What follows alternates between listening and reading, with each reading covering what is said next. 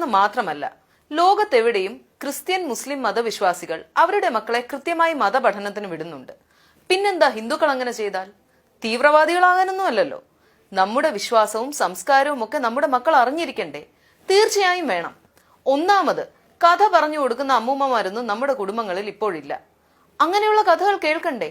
വേണം. നല്ലതല്ലേ? ആണെന്നേ. കഥകൾ കേൾക്കണം. ഗുരുജനങ്ങളുടെ വചനങ്ങൾ കേൾക്കണം. മഹാന്മാരെ കുറിച്ച് പഠിക്കണം. പിന്നെ മറ്റു മതക്കാർ നമ്മുടെ സ്ഥാനം കൈയടക്കാതെ നോക്കാനുള്ള ജാഗ്രതയും വേണം. വേണ്ടേ? വേണം. ആട്ടെ, സംഘപരിവാറിന്റെ കുട്ടിപ്പട്ടാളത്തിനെ കണ്ടിരുന്നോ? കലാപഭൂമിയിൽ റൂട്ട് മാർച്ച് നടത്തുന്ന 12ഉം 13ഉം വയസ്സുള്ള നമ്മുടെ മക്കളെ 10 വർഷം കഴിഞ്ഞാൽ അവരാണ് ഈ രാജ്യത്തിന്റെ ദിശ നിശ്ചയിക്കുക. എങ്ങനെ ഇത് സംഭവിക്കുന്നു? സംസ്കാരത്തെക്കുറിച്ചുള്ള വർത്തമാനങ്ങളും കഥ പറച്ചിലുകളും കബഡികളിയുമൊക്കെ ആയുധ പരിശീലനത്തിലേക്കും മറ്റു മതസ്ഥർ ഹിന്ദുക്കളെ ഇവിടെ വല്ലാതെ പീഡിപ്പിക്കുന്നു എന്ന മട്ടിലുള്ള വീഡിയോകൾ നിരന്തരം കാട്ടിയുള്ള മാനസികമായ കണ്ടീഷനിങ്ങിലേക്കും ഒക്കെ വഴിമാറുമ്പോൾ കുഞ്ഞുങ്ങൾ കടുത്ത വർഗീയ വിഷം ഉള്ളിൽ പേറുന്നവരായി മാറി തുടങ്ങും. ശാഖകളിലാണ് അവർ കുട്ടികളെ കാത്തിരിക്കുന്നത് എന്ന ധാരണ ഇപ്പോഴാർക്കും ബാക്കിയുണ്ടാവില്ല. അങ്ങനെ ആശ്വസിക്കാനുള്ള സമയമെല്ലാം നമുക്ക് കഴിഞ്ഞു. കഥാകൃത്തായ ഉണ്ണിയാർ പറഞ്ഞത് നമുക്കൊന്ന് ഓർക്കാം. 5ാം ക്ലാസ് മുതൽ 10ാം ക്ലാസ് വരെ ശാഖയിൽ പോയിരുന്ന കുട്ടിയാണ് ഞാൻ. പിന്നീട് പുസ്തകങ്ങൾ വായിക്കുകയും ലോകത്തെ മനസ്സിലാക്കുകയും ബുദ്ധി വളരുകയും ചെയ്തപ്പോൾ ആദ്യം ഉപേക്ഷിച്ചത് RSSുമായുള്ള ബന്ധമാണ്. എനിക്ക് കാണാം നിങ്ങളിൽ പലരും മുഖം കോട്ടുന്നത്. ഇത് അങ്ങനെ ചിന്തിക്കുന്ന ചിലരെ മാത്രം ബാധിക്കുന്ന ഒരു പ്രശ്നമല്ലേ? അല്ല. അമ്മുക്കുട്ടി 2 വയസ്സിൽ കാണുന്ന യൂട്യൂബ് വീഡിയോ മുതൽ അപ്പൂസ് 16ാം വയസ്സിൽ കളിക്കുന്ന മൊബൈൽ ഗെയിം വരെയായി അവരുണ്ട്. ഛോട്ടാ ഭീം മുതൽ സദ്ഗുരു വരെയായി കാർട്ടൂൺ കഥാപാത്രങ്ങൾ. വേദിക് മാത്സ് മുതൽ വേദിക് പെയിന്റിംഗ് വരെയായി സമ്മർ ക്ലാസ്. പുഷ്പക വിമാനം മുതൽ പ്ലാസ്റ്റിക് സർജറി വരെ എന്ന ഭാരതീയ ശാസ്ത്ര പാരമ്പര്യ ഈഗോ ബൂസ്റ്റുമുണ്ട്. വർഗീയത വളർത്തുന്നതിൽ മാധ്യമങ്ങൾക്കുള്ള പങ്ക് കുറച്ചൊന്നുമല്ല. കുറച്ചു നാളുകളായി ഇറങ്ങുന്ന പുസ്തകങ്ങളും കളിപ്പാട്ടങ്ങളും TV പരിപാടികളും നോക്കൂ. ഭാരതീയ സാംസ്കാരിക പാരമ്പര്യം എന്ന പേരിൽ അവർ വിളമ്പുന്നത് മുഴുവൻ അപരവിദ്വേഷത്തിന്റെയും സവർണ താൽപര്യങ്ങളുടെയും ആണത്തബോധത്തിന്റെയും മതം, ഭാഷ, പ്രദേശം എന്നിവയുമായി ബന്ധപ്പെട്ട സ്റ്റീരിയോ ടൈപ്പുകളുടെയും ഒക്കെ മൃദുപാഠങ്ങളാണ്. ഡാൽ റോട്ടി പനീർ കഴിക്കുന്നവരുടെയും പിൻകുടുമയും പാളത്താറും സാരിയും മൊട്ടത്തൊപ്പിയും മാത്രം ധരിക്കുന്നവരുടെയും തികച്ചും ഏകദാനമായ സംസ്കാരമാണ് ഇന്ത്യ എന്ന കമ്പോള തന്ത്രമാണ് മാധ്യമങ്ങൾ പയറ്റുന്നത്.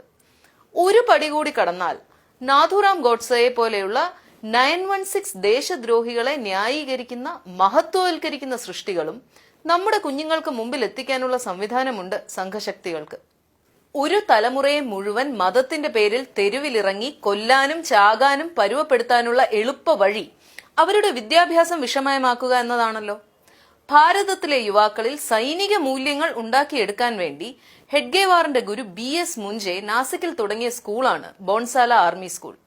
മലഗാവ് സ്ഫോടന കേസിൽ ഉൾപ്പെട്ട പലരും അവിടെ പരിശീലനം നേടിയിരുന്നു എന്നാണ് മഹാരാഷ്ട്ര ആന്റി ടെററിസ്റ്റ് സ്ക്വാഡ് കണ്ടെത്തിയത്. രാജ്യമൊട്ടാകെ ഇത്തരം സ്കൂളുകൾ സ്ഥാപിക്കാനാണ് RSSന്റെ പദ്ധതി.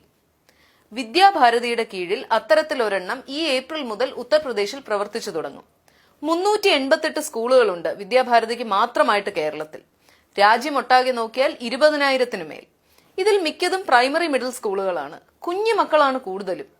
ഇത് കൂടാതെയാണ് ഹിന്ദുത്വ അനുകൂലികൾ നടത്തുന്ന മറ്റ് സ്കൂളുകളും വിദ്യാഭ്യാസ സ്ഥാപനങ്ങളും. വിദ്യാഭാരതി സ്കൂളുകളിൽ മാത്രം 75,000-ന് മേൽ കുഞ്ഞുങ്ങൾ പഠിക്കുന്നുണ്ട്.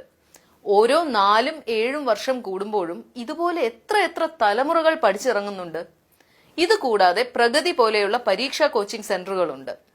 എല്ലാ സർക്കാർ, സൈന്യ, സിവിൽ സർവീസ് തസ്തികകളിലും കാലങ്ങളായി തങ്ങളോട് കടപ്പെട്ട ചെറുപ്പക്കാരെ സംഘ് പഠിപ്പിച്ചെത്തിക്കുന്നുണ്ട്. പ്രൊഫഷണൽ അസോസിയേഷനുകളുണ്ട്. സംരംഭകർക്കും ബിസിനസ്സുകാർക്കുമായി ചേംബറുകളുമുണ്ട്. ഇതിലുമെല്ലാം മാരകമായത് സ്ത്രീകൾക്കായുള്ള, വിശേഷിച്ചും അമ്മമാർക്കായുള്ള സമിതികളാണ്. റെസിഡൻസ് അസോസിയേഷനുകളിലും കുടുംബ കൂട്ടായ്മയിലുമുള്ള ചിരിക്കുന്ന സാന്നിധ്യങ്ങളാണ്. മുലപ്പാലിനൊപ്പം കൊടുക്കാൻ തയ്യാറാക്കുന്ന വിഷമാണ്. തികച്ചും ന്യായമെന്നും നിഷ്കളങ്കമെന്നും തോന്നാവുന്ന ഇടപെടലുകളിലൂടെയും പരിപാടികളിലൂടെയും നമ്മുടെയും നമ്മുടെ കുഞ്ഞുങ്ങളുടെയും സ്വത്വത്തെ റാഞ്ചിക്കൊണ്ടുപോകുന്ന പരിപാടികൾ. ഒന്ന് ആലോചിച്ചു നോക്കൂ. തങ്ങൾക്ക് ചുറ്റുമുള്ള ലോകത്തെ സ്നേഹത്തോടെയും കൗതുകത്തോടെയും വിടർന്ന കണ്ണുകളോടെ കാണേണ്ട പ്രായത്തിൽ അവരെ വെറുപ്പിന്റെയും അരക്ഷിതാവസ്ഥയുടെയും കഥകളും കാഴ്ചകളും കൊണ്ട് നിറയ്ക്കുന്നത്. ഡൽഹിയിലെ തെരുവുകളിൽ റൂട്ട് മാർച്ച് നടത്തിയത് മറ്റാരുടെയോ അല്ല, നമ്മുടെ മക്കളാണ്, ഇന്ത്യയുടെ മക്കളാണ്. ഹിറ്റ്ലർ യൂത്തിനെ കുറിച്ച് കേട്ടിട്ടില്ലേ? പാട്ടുകളും കഥകളും ക്യാമ്പുകളും ഒക്കെയായി ജർമ്മൻ കുട്ടികൾക്ക് വേണ്ടി തുടങ്ങിയ സംഘടനയാണ്. ജർമ്മൻ സംസ്കാരം പഠിക്കാൻ, ദേശസ്നേഹം വളർത്താൻ. പതിയെ സമാധാനത്തിന്റെ സന്ദേശം പ്രചരിപ്പിച്ചിരുന്ന സ്കൗട്ട് പ്രസ്ഥാനം ഉൾപ്പെടെ മറ്റെല്ലാ കുട്ടികളുടെ പ്രസ്ഥാനങ്ങളും ഒന്നൊന്നായി നിരോധിക്കപ്പെട്ടു. 6 വയസ്സ് തികഞ്ഞ ഓരോ ജർമ്മൻ കുഞ്ഞും ഹിറ്റ്ലർ യൂത്തിൽ നിർബന്ധമായും ചേരണം എന്ന് വന്നു. കുട്ടിക്കളികൾ ആയുധ പരിശീലനത്തിന് വഴിമാറി. ഒടുവിൽ എന്ത് സംഭവിച്ചു? ഹിറ്റ്ലർ എന്ന അവരുടെ ദൈവതുല്യനായ നേതാവിനെ കുറിച്ച് സ്വന്തം അടുക്കളയിലിരുന്ന് എതിരഭിപ്രായം പറയുന്ന അമ്മയെ പോലും നാസി പോലീസിന് കൈമാറാൻ തയ്യാറാകുന്ന കുഞ്ഞുങ്ങളെ സൃഷ്ടിക്കാൻ സാധിച്ചു. ഒരു മനസ്താപവുമില്ലാതെ ലക്ഷങ്ങളുടെ കൂട്ടക്കുരുതിക്ക് ചൂട്ടുപിടിക്കാൻ തയ്യാറായ ഒരു തലമുറയെ സൃഷ്ടിക്കാൻ സാധിച്ചു. 2ാം ലോക മഹായുദ്ധം അവസാനിച്ചിട്ടും ഹിറ്റ്ലർ യൂത്ത് പഠിപ്പിച്ച വികൃത ചിന്തകൾ മനസ്സിൽ പതിഞ്ഞുപോയത് മൂലം വല്ലാത്ത സംഘർഷം അനുഭവിച്ച ലക്ഷങ്ങളുണ്ട്.